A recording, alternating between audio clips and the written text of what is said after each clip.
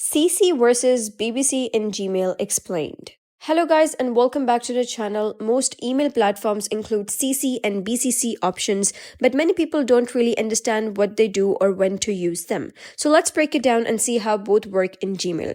So what does CC mean? CC stands for carbon copy. When you add someone in the CC field, they receive the same email as the main recipient. But they're not the primary person the message is directed to. Functionally, a CC recipient gets the exact same message.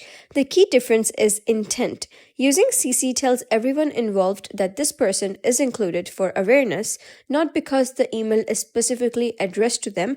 You can add multiple CC recipients and everyone can see who's included. And what about BCC? BCC or blind carbon copy works a little differently. While BCC recipients also receive the email, their email address remain hidden from everyone else. That means the main recipient and anyone in the CC won't know that a BCC was added. This is useful when you want to keep someone informed privately or protect email addresses when sending messages to a large group. So when composing a new email on a computer, you'll see CC and BCC options on the right side of the to field.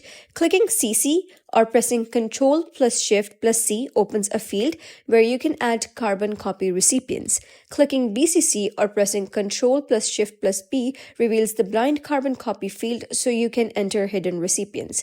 Once added, Gmail will automatically send the email to everyone you have included. So how to use CC and BCC in Gmail Mobile? On the Gmail Mobile app, the process is even easier. The CC and BCC fields are already available when you start a new email. Just tap the field you want to use, type in the email address, and you're good to go. No extra steps needed. And that's it for today's video. If you found this video helpful, give it a thumbs up and don't forget to subscribe for more helpful tutorials. I'll see you in the next video.